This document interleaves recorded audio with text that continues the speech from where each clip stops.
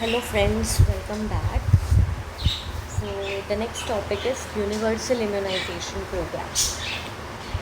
So in exams it can be asked about various national health programs and explain any one in detail.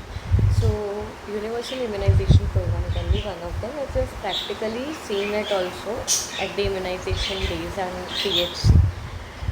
So let's begin. First is introduction. What is UIP? It is the world's largest public health programs which provide free immunization to whom? All eligible infants, children and pregnant women against vaccine preventable diseases. Year of launch. So when was it launched? Talking about the history of UIP. So it was launched in 1978 as expanded program on immunization (EPI). Then in 1985 UIP. 1992 it was part of Child Survival and Safe Motherhood Program and presently it is under the National Health Mission. What are the objectives? So there are 5 objectives. First is reduce infant mortality and underchild mortality. Reduce maternal mortality due to neonatal tetanus is the next. So first is infant mortality related, second is maternal mortality related. Third is control, eliminate and eradicate VPDs, vaccine preventable diseases, as it was mentioned in the definition. Achieve and sustain high immunization coverage. Contribute to improvement of child survival and quality of life. So first we are preventing mortality. Then we are talking about vaccine preventable diseases, control, elimination and eradication. Then immunization coverage and the quality of life improvement. Okay, target group we have earlier discussed. It is pregnant women, infants, children and adolescents. Okay, what are the diseases prevented? TB, polio, Hep B, diphtheria, pertussis, tetanus, Haemophilus influenza B, pneumococcal rotavirus, measles, rubella, Japanese encephalitis and endemic infants. Okay, then talking about the National Immunization Schedule. This is very important. It can be asked in MCQ form or anything. You just need to know this by heart. So first at birth, we know 3 vaccines are given. BCG, OPV0, Hep B birth dose. Then at 6 weeks, 5 vaccines are given. OPV1, pentavalent 1. Pentavalent consists of DPT, Hep B plus HIV. Then rotavirus, then fractional IPV, first dose and PCV first dose, pneumococcal conjugate vaccine. 6 weeks, you can just remember at 14 weeks also it is the same. The first dose of OPV is OPV3, Penta 3, Rota 3, FIPV2, PCV2.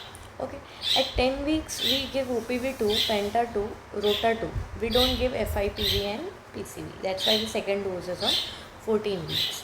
Coming to 9 to 12 months, there are again 4 vaccines to be remembered. Measles, Rubella 1, JE1. It is star means we give in endemic districts only. PCV booster, vitamin A first dose, that is of 1 lakh international unit oral. Then at 16 to 24 months, we give DPT booster 1. You know we have covered DPT in pentavalent. So now it is DPT booster 1. OPV booster, MR2, JE2, vitamin A, second to 9 dose. It will be 2 lakh international unit 6 monthly. Then 5 to 6 years we give DPT booster 2, and at 10 years we give TD, tetanus and diphtheria. At 16 years we give TD, tetanus and diphtheria. Okay, and to pregnant female also we give a dose of TD. So this is under the National Immunization Schedule, under the Universal Immunization Programme. Okay, so this we have to by heart.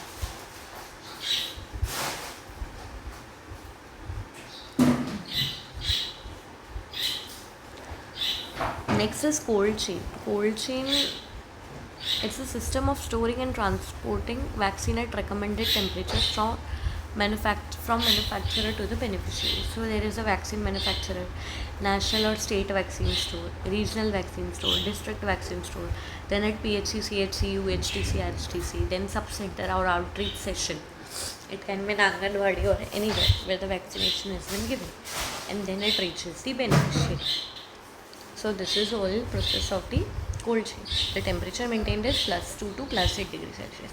So there are 1, 2, 3, 4, 5, 6, 7 steps from vaccine manufacturer to the beneficiary. Okay. Open vial policy, it is applicable to OPV, pentavalent, hepatitis B and TD vaccines. So, vial can be used in a session if vial is not expired. VVM, the vaccine vial monitor is in acceptable range. Aseptic techniques are used, cold chain is maintained and vial is kept in cold box during session. Okay. Discard 4 weeks after opening, but OPV is an exception, you have to discard it after the session only. Then coming on AEFI. So what is AEFI? It is adverse events following immunization. By definition, it is any untoward medical event occurring after immunization, which may not necessarily have a causal relationship with vaccine. Okay, so 4 R's are there for its management. You recognize an AEFI, you report it, respond to it, and then review it. Okay.